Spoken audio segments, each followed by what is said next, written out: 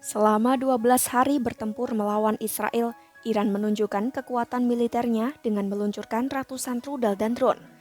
Beberapa rudal balistik dan hipersonik berhasil menembus pertahanan udara Israel dan menghantam pangkalan militer serta rumah warga. Ini menunjukkan kemajuan besar dalam teknologi senjata Iran, khususnya rudal hipersonik yang sulit dihadang. Padahal, Iran masih di bawah sanksi dan embargo internasional selama puluhan tahun. Lantas, dari mana Iran mendapat kemampuan membuat rudal-rudal itu? Simak selengkapnya dalam video berikut.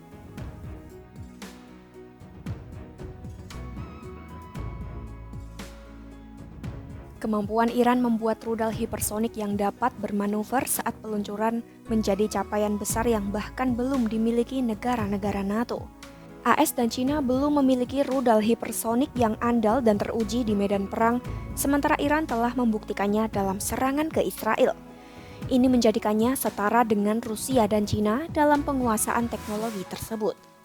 Iran kemungkinan besar diuntungkan oleh transfer teknologi dan rekayasa balik dari teknologi hipersonik Rusia dan Cina, meskipun kerjasama langsung tidak pernah diakui terbuka. Biasanya, transfer teknologi persenjataan sensitif semacam ini tidak dilakukan di tingkat resmi, tetapi melibatkan pasar gelap senjata dan para mafia senjata. Iran juga beralih ke negara-negara seperti Korea Utara, Cina, dan Rusia untuk mendapatkan bantuan teknis, transfer teknologi, dan bahan baku. Seiring waktu, hubungan ini membantu Iran membangun kemampuan domestik dalam produksi rudal, drone, dan kendaraan lapis baja. Sanksi internasional dan embargo senjata membatasi akses Iran ke teknologi senjata canggih.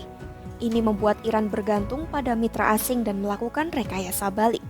Korut tampaknya menjadi sponsor tidak langsung teknologi rudal Iran, di mana Iran memperoleh rudal Hwasong yang juga mencontek rudal Scud-B Uni Soviet, menghasilkan rudal balistik jarak pendek Sahab 1 dan Sahab 2 antara 1987 dan 1994. Pada akhir 1990-an, Iran sudah berkembang lagi membuat rudal Sahab 3 yang mirip dengan rudal Nodong 1A dari Korut. Iran juga memperluas jangkauan serang rudal dari yang semula hanya jarak pendek menjadi sejauh 1.300 km.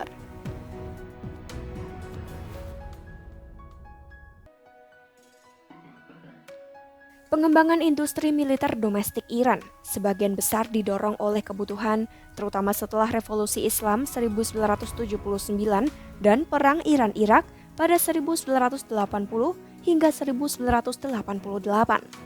Setelah revolusi, Iran menghadapi isolasi internasional yang meluas, termasuk embargo senjata dari negara-negara barat terutama AS. Pembatasan ini ditambah dengan tuntutan perang yang intens selama 8 tahun, memaksa Iran mulai membangun basis industri militer yang mandiri. Iran menerapkan strategi reverse engineering atau menguasai teknologi, lalu melaksanakan riset ilmu dasar untuk mengembangkannya. Cara sederhana yang dilakukan dalam strategi ini yaitu membongkar sebuah sistem atau perangkat lunak, kemudian memahami cara kerjanya.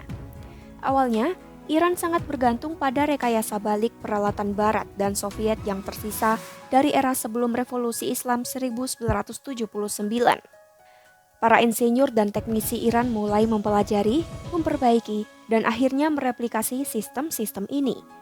Lembaga-lembaga seperti Organisasi Industri Pertahanan atau DIO dan Organisasi Industri Dirgantara AIO dibentuk untuk mengawasi penelitian, pengembangan, dan manufaktur. Korps Garda Revolusi Islam atau IRGC pun memainkan peran kunci dalam membimbing dan melindungi industri ini.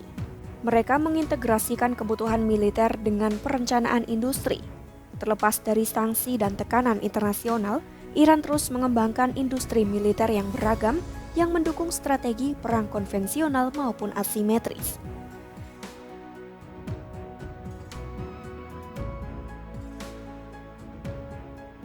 Kini persenjataan rudal Iran diakui menjadi yang terbesar dan paling beragam di Timur Tengah.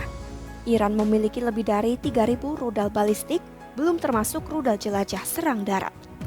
Iran juga memiliki rudal jenis Khorramshahr yang mencapai jangkauan lebih jauh lagi jika dilengkapi dengan hulu ledak yang lebih ringan.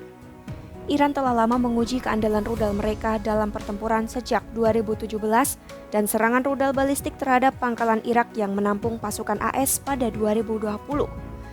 Mereka juga telah mentransfer rudal ke sekutu Houthi di Yaman yang telah menggunakannya untuk menyerang sasaran sipil di Arab Saudi dan Uni Emirat Arab serta kapal-kapal di Laut Merah. Mayoritas rudal-rudal itu sudah beroperasi dan sebagian diturunkan dalam peperangan melawan Israel pada Juni 2025. Terbukti jarak ribuan kilometer sudah mampu ditempuh rudal-rudal itu dengan hulu ledak konvensional yang mengerikan. Kerusakan yang terjadi tak hanya satu gedung, tetapi satu blok terdampak, sedangkan gedung yang dihantam langsung luluh lantak. Negara manapun di Timur Tengah saat ini mengetahui Iran memiliki sumber daya rudal yang luar biasa, yakni hipersonik, dan membuatnya menjadi pengimbang dominasi kekuatan militer Israel. Inilah yang menjadi alasan mendasar mengapa AS dan Israel menyerang Iran. Iran tak sendirian membangun teknologi rudal hipersonik. Ada peran tersembunyi dari Rusia, China, dan Korut lewat jalur gelap. Dengan kombinasi reverse engineering, pasar senjata gelap, dan pengembangan domestik, Iran kini punya kekuatan rudal terbesar di Timur Tengah. Iran menjadi penyeimbang dominasi militer Israel bahkan tanpa senjata nuklir. Simak terus informasi global terkini hanya di YouTube Kompas.com.